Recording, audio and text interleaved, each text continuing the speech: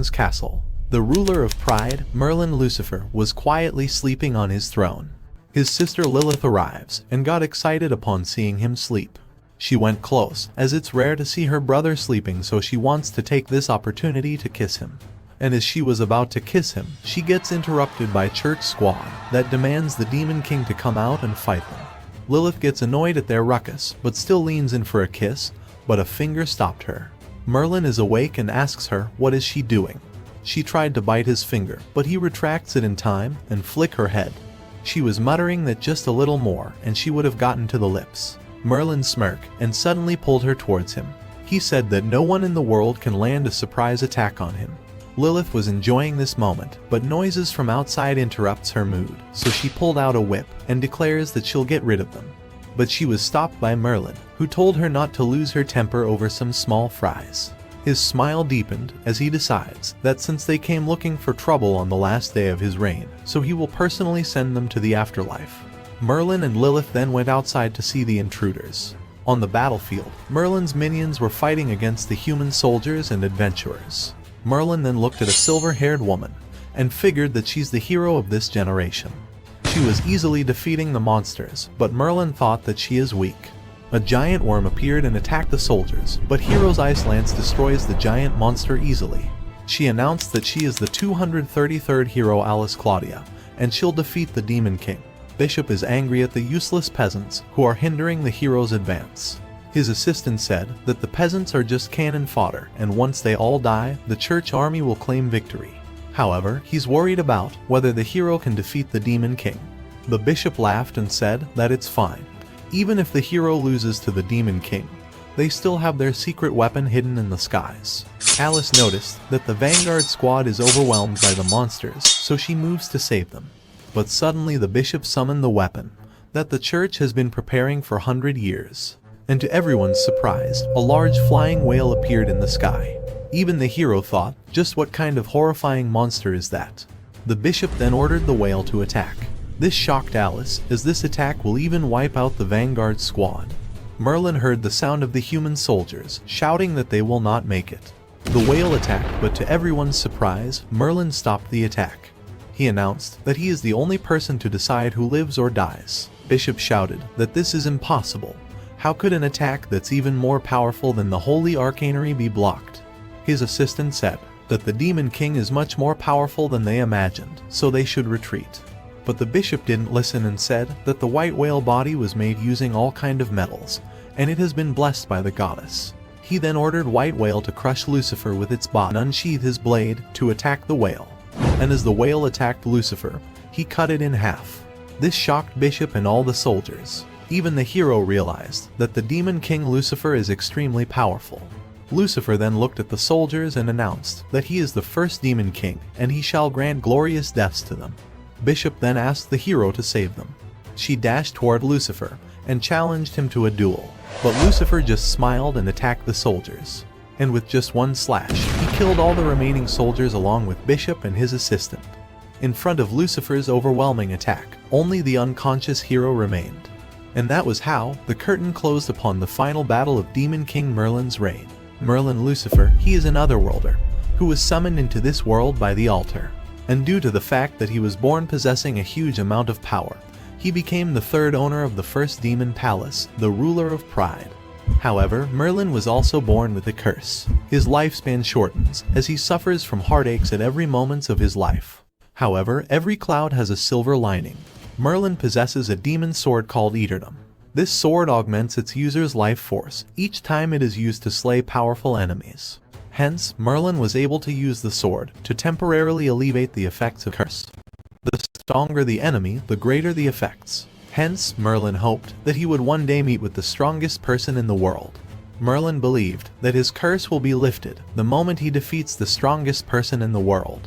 And after killing the church soldiers, he thought that he should head outside, as his services are no longer needed in the demon castle. Lilith was not happy with this decision, as she cried and begged Merlin to not go. Merlin explained that if he continued to stay in the castle, the curse on his heart will kill him, and he doesn't want his sister to see that. Lilith then suggests Merlin to kill her so his lifespan can be extended. But Merlin scolded her and said that there is no way he could do that to his sister. Merlin smiled and said that he loved his sister so much, and as soon as his curse will be lifted, he will return to her. Unable to handle Merlin's words, Lilith agreed to let him go. But she warned him that there are a lot of brazen hussies outside, and if he bewitched by them, then she will kill them all. And after saying his last goodbye, Merlin prepared to leave. But before leaving, he noticed the hero Alice sleeping carelessly. So he decides to take her with him and picked her up. And in front of Lilith's murderous aura, he explained that he is just taking her as a slave so she can help him in the outside world. And after Merlin left, Lilith was happy thinking that he just proposed her. She then decides to complete her bridal training before. Meanwhile, Merlin was carrying Alice on his back. Unconsciously, Alice was remembering about her past. When she was leaving the mountains where she lived, her master told her that she is still not ready for the outer world. But she didn't listen and still left.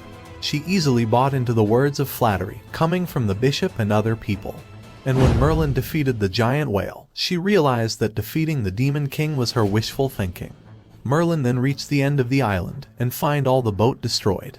He put down Alice and went to look for a boat so they can leave the island. After Merlin left, some liquid fell on Alice's face and she woke up. She opened her eyes and find a demon wolf in front of her eyes. The demon wolf was about to attack her, but Merlin arrived on time and saved her. He declared that this girl is under his possession, so he won't allow the wolf to eat her. Alice was looking at Merlin trying to protect her, and she felt something in her heart. Merlin calmed down the wolf and sent it away, and as he went close to Alice, she assumed a battle stance. Alice thinks that Merlin has fallen for her beauty and wants to defile her. She attacked Merlin with full force, but Merlin stopped her attack with just 2 fingers. He held her chin and told her that from this moment, her body belongs to him. But Alice hit his hand and said that she will never bow her head to an evil being like him. Merlin laughed and replied that he is her kidnapper, so the only option she has is to submit herself to him. He said that once he will have her body, he will do very unreasonable and inhumane things to her. Alice thought that Merlin is going to use her as a breeding sow to raise his demon offspring. She tried to stop him from touching her, but Merlin picked her up and threw her in a boat. Alice put the sword on her neck and warned Merlin to not get close or she will kill herself. Merlin looked at the oar and stepped on it to hit Alice. He was thinking that how did a dumb chick like her become a hero? Alice looked at him with teary eyes and told him to do the things if he is horny, but he can't get violent with her. But Merlin laughed at her and made fun of her flat breasts. He then pointed toward the oars and said that they are going to cross the seas to enter the territory of Great Britain. Alice called him stupid and explained that even with the warships, it took a lot of time and people for them to reach this island. Also, there are a lot of sea creatures in the sea who will kill them in an instant. So that's why it is impossible for 2 of them to take turns rowing across the Strait of Akani, as they won't make it out alive. Merlin laughed and said that she is misunderstanding something. He said that he already told her that he's going to have her body do some unreasonable and inhumane things, so the only one rowing is she. And as for himself, he will stand in front and enjoy the cool sea breeze. With a dumb look on her face, she shouted. 3 days later, Merlin was still standing at the front, while Alice was muttering as why haven't any of the sea creatures attacked them yet. Merlin told her the reason that a big one is following them, that's why the rest of the small fries are choosing to keep their distance. Suddenly, the sea monster emerged from the bottom of their boat. Alice knows that the monster is called the Overlord of Orkney, and even though Merlin is strong, he won't be able to defeat the Overlord. Merlin then pointed toward the beast and said that isn't the monster just too ugly. He laughed at the monster by saying that for such a thick neck, its head is way too small. This angered the beast as it dashed toward them, but Merlin cut the beast in half with a single strike. He then pulled the cheeks of shocked Alice and ordered her to keep rowing. He said that the monster blood will lure the man-eating sharks, so if she don't want to become shark bait, then she should move quickly. Alice concluded that Merlin is strong on land and even on the ocean, so she could not allow him to arrive in a country of humans. She then asked him why did he left the demon palace. Merlin then told her a made-up reason, that he was bored in the castle. Alice asked if he can tell her how did he become this strong. Merlin then revealed his past to her. His mother was the second ruler of people, and also known as the Lucifer II.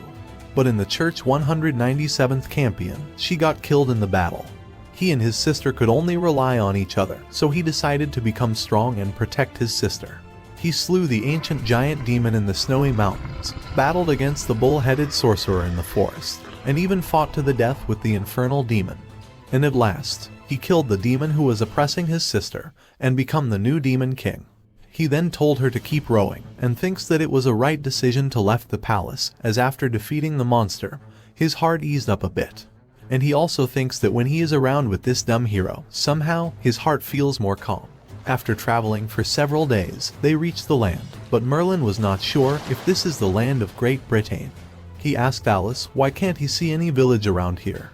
Alice came out with all her strength and crawled off the boat. She was cursing Merlin to make her row the boat for the entire journey. She promised to take revenge once she learned the ice secret arts from her master. Merlin went close to her and reminded her that she is his slave. And after a bit of torture, Alice shouted that this really is the Great Britain, it's just that this isn't the port. Merlin then said goodbye to her, and as he was leaving, a thought crossed his mind. He thinks that to survive in a human country, he will need money, and he don't have a single dime on him. He then turned his head towards Alice, with sparkle in his eyes. He remembered that when he was carrying her on his back, he felt a mithril armor on her chest. And if he can get his hand on that armor, he will be able to sell it for a lot of money. He quickly ran towards Alice and said that parting like this breaks his heart, so she can offer him her most precious thing. Alice asked what does he want from her now. Merlin then ordered her to strip, and with her teary eyes, Alice told him that it's her first time, so please be gentle with her. But Merlin took her armor and made fun of her flat chest again. And after taking the armor, he said goodbye to her and left. Left alone in the wasteland, the only thing Alice could do is curse him.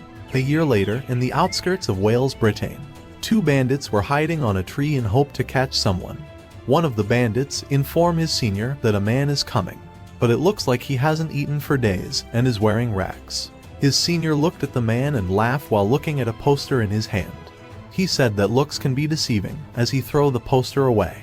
The man was none other than Merlin, who hasn't eaten for days. The same poster came flying on his face. Merlin checked the poster and realized that he is a wanted criminal for a few dime dashes. He realized that the human world is such a pain, as after he spent all his money, he can't even eat food. Suddenly, he got stopped by the bandits, but he ignored them and tried to leave. But the bandits angrily stopped him and threatened him to leave his valuable behind and run. But Merlin told them to not disturb him or he will kill them both. One of the bandits then decides to show him his skill. He threw an apple in the sky, and the bandit peeled the apple with his sword. Merlin, who hadn't eaten from several days, was waiting for the apple to fall down so he can eat it. The bandit then dashed toward Merlin, but Merlin first catched the apple and then killed the bandit. As soon as his partner died, the other bandit ran to save his life. Suddenly, the dead body of the bandit changed into a goblin. Merlin realized that the goblins are disguising themselves as bandits, so they can fool the Empire's army. But as it's none of his business, Merlin didn't think about it and left. Meanwhile, the other goblin reached its hideout and asked to have an audience with His Majesty. Inside the hideout, his leader asked the goblin about the money.